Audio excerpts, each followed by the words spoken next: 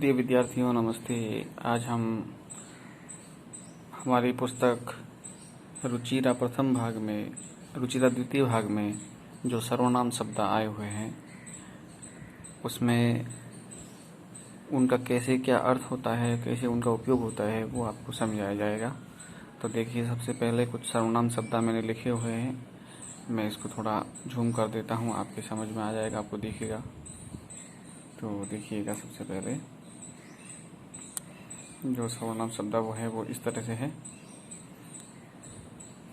सबसे पहले पुल्लिंग। देखिए, इसको 3 भागों में बांटा जाता है, पुल्लिंग, स्त्रीलिंग और नपुंसकलिंग। जो पुल्लिंग है उसके अंदर पहला जो कॉलम है, देखिए पुल्लिंग, स्त्रीलिंग, नपुंसकलिंग में वो है एक वचन का। बीच वाला जो कॉलम है पूरा ये है द्विवचन का, और जो तीसरा कॉलम है वो है बहुवचन का। अब यहाँ अर्थ देखिए, जैसे सह लिखा हुआ, आप देखिए, मैं इसको हाईलाइट करके भी समझा दूंगा आपको।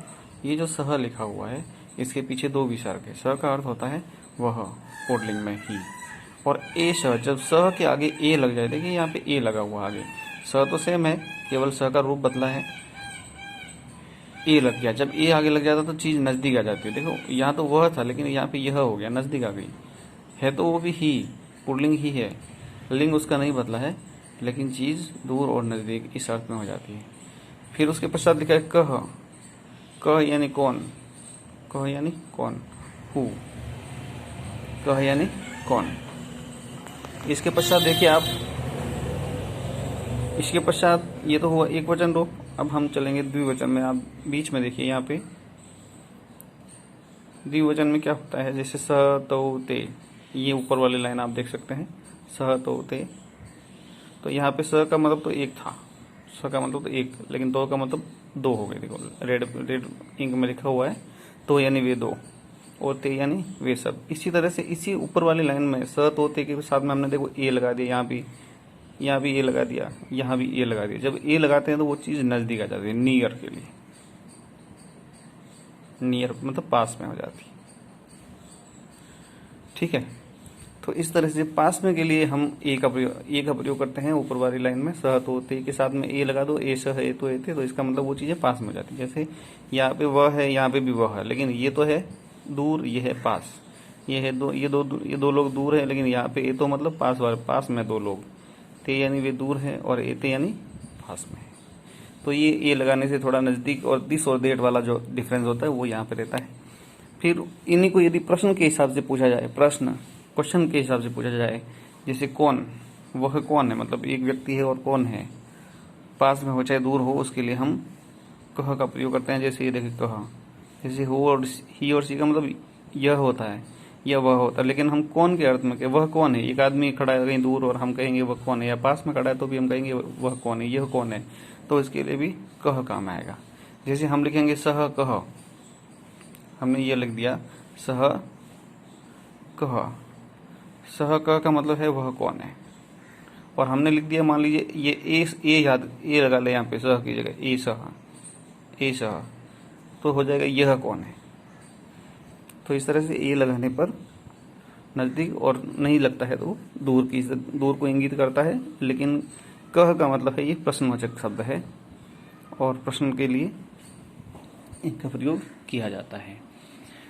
तो कह, कौन और कौ, जैसे देखिए मात्रा में सिमिलरिटी है, सबके पीछे विसर्ग लगा है। आप देखिए यहाँ पे तीनों शब्दों के पीछे, यहाँ पे देखिए तीनों शब्दों में औ की मात्रा लगी है, तो औ की जब मात्रा लगी है वो द्विवचन होता है। यहाँ पे देखिए सबके ऊपर ए की मात्रा लगी है, अर्थात प्रत्यय जो इनके साथ लगे हुए, पीछे जो मात्रा लगी, जो शब्दांश इनके पीछे लगे हुए, वो सबके सब समोच्चारित है, मतलब समान उच्चारण है उनका। अब जैसे हम सेंटेंस बनाए ते मतलब वे सब, और के यानी कौन, अर्थात वे सब कौन है, और हम बनाए एते के, तो ये सब कौन। यहाँ पे ध्यान दीजिए आप, जैसे ये सेंटेंस हमने बनाया ते और के को मिलाया, तो ते का मतलब तो ये सब, और के का मतलब कौन, तो सेंटेंस बन गया हमारा ये सब कौन। और हमने बना दिया, मान लीजिए एते और के को जोड़ दिया, एते और इस के को, तो ये हो जाएगा एते के मतलब ये सब कौन है। तो इस तरह से हम पुल्लिंग के लिए इस तरह से सेंटेंस बना सकते हैं, और यही बात नपुंसकलिंग में भी चलेगी, ये स्त्रीलिंग में भी चलेगी। स्त्रीलिंग में आप देखिए जैसे सा का मतलब वह होता है दूर के लिए, लेकिन उसी के साथ में हमने ए लगा दी। जैसे ऊपर हमने ए लगाया था, स से ए बनाया था, ए से लगा ए लगा ए से बनाया, तो यहाँ पे भी देखिए आप, ये जो सा है इसके साथ ए लग गया तो ऐसा बन गया, ते है तो ए लग गया तो एते बन गया, ता है तो ए लग गया तो एता बन गया। यानी दूर से नजदीक लाने के लिए, पुल्लिंग हो चाहे स्त्रीलिंग हो, कुछ भी हो, उसके लिए ए लगा देते हैं तो वो नजदीक में चीज मानी जाती है, इसलिए इनको एतत् शब्द कहते हैं। बीच वाले जो लाइनें जो है, ये बीच वाली लाइन, ये बीच वाली लाइन, ये एतत् शब्द है। जबकि ऊपर वाली जो लाइन है, जैसे ये ऊपर वाली लाइन पहली, यहाँ पे ये ऊपर वाली लाइन और यहाँ पे ये ऊपर वाली लाइन, ये है तत्शब्द। ऊपर वाली लाइन है तत्शब्द है, और बीच बीच वाली जो लाइन है, ये जैसे मैं वापस बता रहा हूँ आपको, देखो ये बीच वाली लाइन, ये बीच वाली लाइन और यहाँ पे ये बीच वाली लाइन, ये है एतत् शब्द। और इनका नाम जो होता है ना, ये तत् है, एतत् है, आप नपुंसकलिंग में देखिए, तत् ऊपर वाली लाइन को तत् शब्द कहते हैं और बीच वाली लाइन को एतत् शब्द कहते हैं। ठीक है ना। इसी तरह से यदि हम तीसरी लाइन की बात करें, तीसरी पंक्ति की, वो पुल्लिंग स्त्रीलिंग और नपुंसकलिंग में उसी ऐसे चलती है। जैसे यहाँ बीच वाले में देखिए आप, ए जुड़ने से इस लाइन के साथ ए जुड़ा, सा ऐसा, ते एते, ता एता, ए जुड़ने से दूसरी लाइन बनती है और वो नजदीक का अर्थ बताती है। इसी तरह से तीसरा देखिए आप, जो तीसरा है उसमें देखिए तत्, ते, ताने, ये तो तत् शब्द है नपुंसकलिंग में, ये देखो लिखा हुआ है नपुंसकलिंग। नपुंसकलिंग मतलब न्यूट्रल जेंडर, स्त्रीलिंग मतलब फीमेल और पुल्लिंग यानी मेल। और ये जो कॉलम है वो एक वचन का है, ये द्विवचन का है और ये बहुवचन का कॉलम है। ये इस तरह से ये कॉलम है। एक वचन मतलब सिंगुलर नंबर, द्विवचन यानी डबल, और बहुवचन मतलब प्लूरल नंबर। तो इस तरह संस्कृत में 3 तरह के नंबर चलते हैं। अब यहाँ पे आप देखिए, सेंटेंस प्रश्नवाचक जब बनाए तो उसके लिए आप तीसरे शब्द किम शब्द के लिए आप देखिए, किम शब्द जो होते हैं जैसे तत्शब्द, एतत् शब्द, उसी तरह से किम शब्द होते हैं पुल्लिंग स्त्रीलिंग और नपुंसकलिंग में। आप देखिए जो तीसरी लाइन है वो किम शब्द की है। ये किम शब्द का पुल्लिंग एक वचन है कह, ये पुल्लिंग द्विवचन है को। मात्रा आप देखिए बिल्कुल जैसे इनके ऊपर मात्रा चल रही है, वो क पे भी वैसी मात्रा। क का मतलब होता है कौन, क शब्द का मतलब ही कौन होता है। ठीक है। अब ये जो क शब्द है, इसके पीछे विसर्ग लगा है तब तो वो एक वचन है, औ की मात्रा लगी है तो द्विवचन है, और ए की मात्रा लगी हुई है तो वो वचन है। जैसे ऊपर इनके ऊपर लगी हुई मात्रा के हिसाब से इनको पहचाना जाता है। तो आप देखिए